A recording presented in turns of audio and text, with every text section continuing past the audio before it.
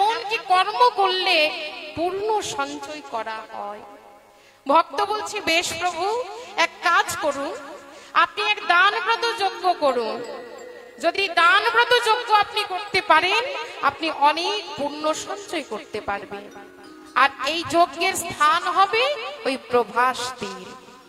তাই সেই যজ্ঞশালা নির্মাণ করবার জন্য শরণ নিলেন বিশ্বকর্মার। আর বিশ্বকর্মা নিজে সুন্দর করে একটি যজ্ঞশালা নির্মাণ করে দিলেন। সেই যজ্ঞশালা নির্মাণ করার পর গোবিন্দ বলছে, শোনো নারদ, বলি যজ্ঞশালা তো নির্মাণ হলো, কিন্তু এই যজ্ঞের নিমন্ত্রণের ভার তোমায় নিতে হবে। যজ্ঞশালা নির্মাণ হয়েছে, এবার নিমন্ত্রণ তো করতে হবে, তা সেই নিমন্ত্রণের ভার আমি তোমায় দিলাম। নারদ মুনি করজোড়ে বলছে, প্রভু, আমি আপনার আদেশ মাথা পেতে নিলাম। গোবিন্দ বলছে, শোনো নারদ, তুমি এক কাজ করবে, তুমি সব জায়গায় নিমন্ত্রণ করবে, কিন্তু বৃন্দাবনে তুমি যাবে না। এই নাম যজ্ঞের নিমন্ত্রণ সারা সব জায়গায় তুমি করবে, কিন্তু বৃন্দাবনে তুমি যাবে না। ওই বৃন্দাবনে বাদ দিয়ে সব জায়গায় তুমি নিমন্ত্রণ করবে। দেখুন বাবা, গোবিন্দ যখন এই কথা বললেন, চমকে উঠলেন দাদা বলরাম। বলরাম বলছে, কানাই, এ তোর কেমন যজ্ঞ ভাই? যে যজ্ঞে আমাদের মাতা পিতা থাকবে না, যে যজ্ঞে বৃন্দাবন বাসী থাকবে না, সেই যজ্ঞ নিয়ে তুই থাক, সেই যজ্ঞে আমিও যাব না কানাই। তোর যজ্ঞ নিয়ে তুই থাক, আমি চললাম কানাই।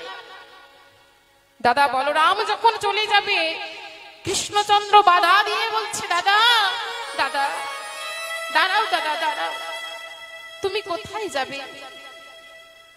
গোবিন্দ ছল ছল নয়নে বলছে, দাদা, ওই বৃন্দাবনবাসীকে কি বলে পত্র লিখবো সে ভাষা আমার জানা নেই।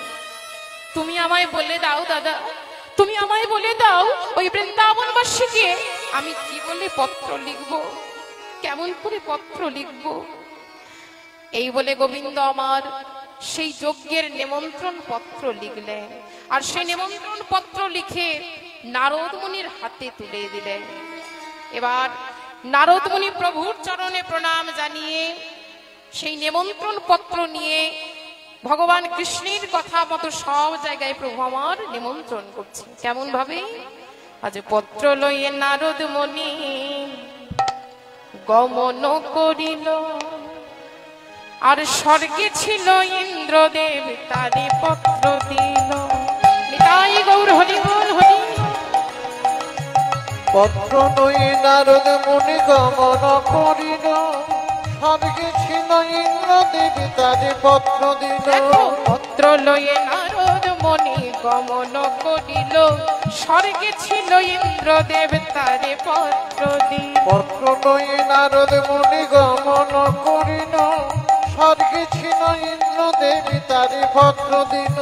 ইন্দ্রের করে পত্র দিয়ে ব্রহ্মার করে দিল, ইন্দ্রের করে পত্র দিয়ে ব্রহ্মার করে দিল। ইন্দ্রের করে পত্র দিয়ে ব্রহ্মার করে দিল।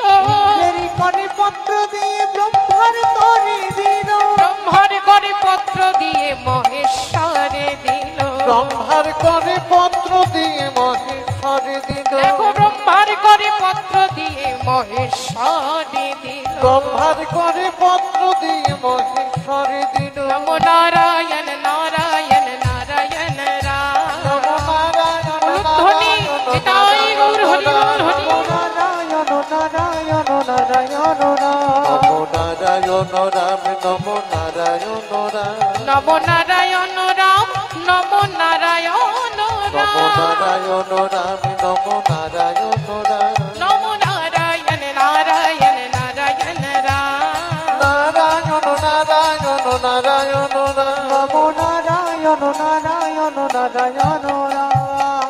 তাই নারদ মুনি কি করলেন না, ভগবান কৃষ্ণচন্দ্র যেমন ভাবে বলেছিল ঠিক সেইভাবে ওই নিমন্ত্রণ পত্র নিয়ে সব জায়গায় গিয়ে প্রভু আমার নিমন্ত্রণ করে দিলেন।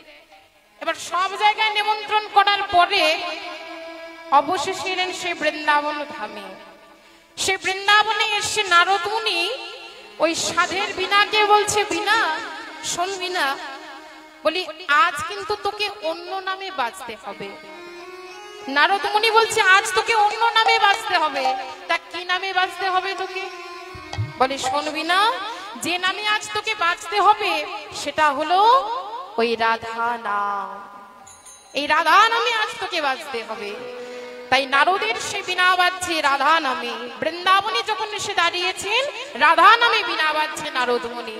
সেই রাধা নামে যখন নারদ মুনির বীণা বাজলো, এবার সেই রাধা নাম বাজা মাত্রই এদিকে মা যশোদা চিন্তা করছে, তবে কি আমার শ্যাম ফিরে এসেছে, আমার গোপাল ফিরে এসেছে। রাধা নামে যখন বাঁশি বেজেছে, নিশ্চয়ই আমার গোপাল ফিরে এসেছে। এই রাধা নামে গোপাল ছাড়া তো আর কেউ বাঁশি বাজায় না, তা আমার গোপাল নিশ্চয়ই আমার কাছে ফিরে এসেছে। এদিকে মা নন্দ রানী নারদের ওই বীণার ধ্বনি শ্রবণ করে আগিনায় গড়াগড়ি দিয়ে গোপাল গোপাল বলে মায়া আমার কাঁদছে। ওরে আমার রামে লীলা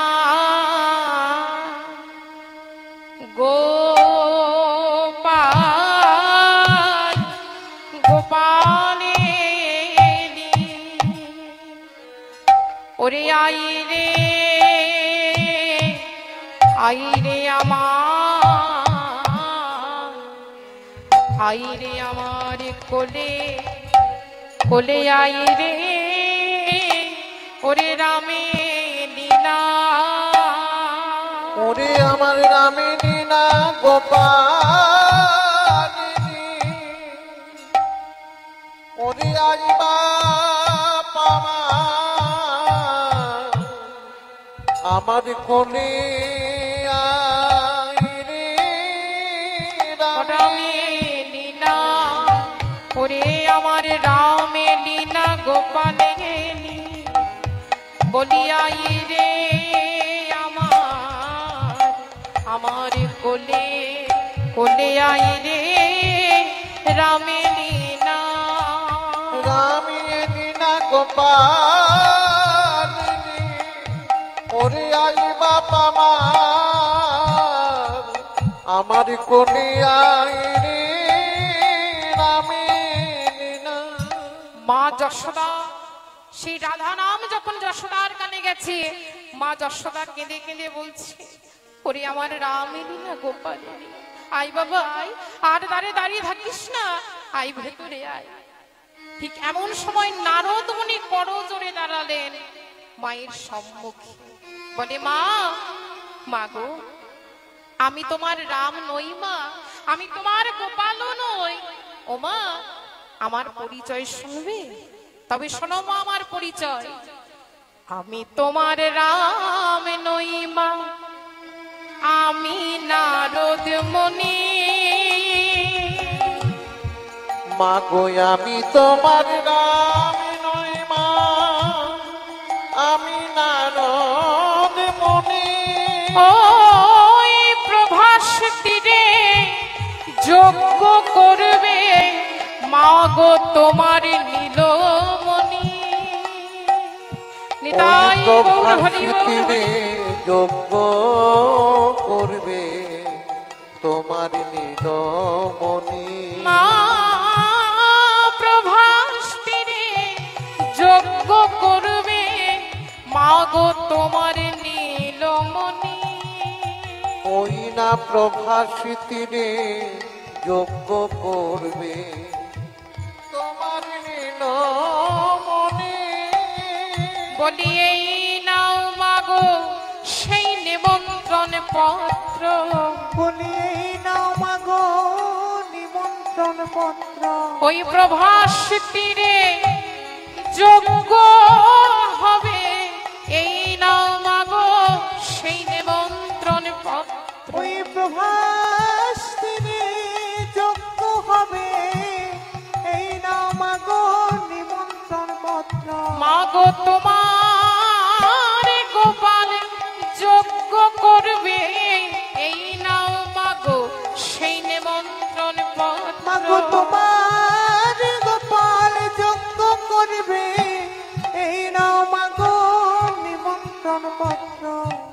নারদের কথা শুনে মা আমার কেঁদে কেঁদে বলে, যেদিন হতে আমার গোপাল আমায় ছেড়ে চলে গেছে, সেদিন থেকে গোপাল গোপাল বলে কেঁদে কেঁদে আমি আমার এই নয়ন মনি হারাইছি। যশোদা বলে, জানিস নারদ, আমার গোপাল এই বৃন্দাবন ছেড়ে যখন চলে গেছে, আমায় ছেড়ে যখন চলে গেছে, তখন থেকে গোপাল গোপাল বলে কেঁদে কেঁদে আমার এই নয়নমণিও আমি হারিয়েছি। তাই এই জন্মে বুঝি আর ওই গোপাল বদন আমার দেখা হবে না।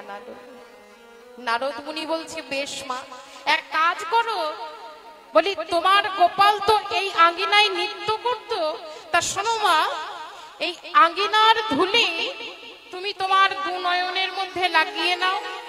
এই আঙ্গিনার ধুলো নিয়ে যদি দুটো চোখের মধ্যে তুমি লাগাতে পারো, তুমি আবার দৃষ্টি শক্তি ফিরে পাবে। তখন নারদের কথা শুনে মা আমার কেঁদে কেঁদে বলছে, ওরে নারদ, আমি এমন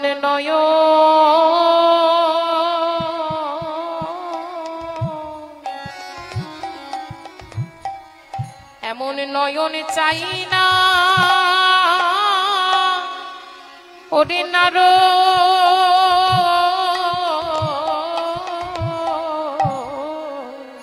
আমি এমন নয়ন চাই না নারদ, বলি গোপাল আমার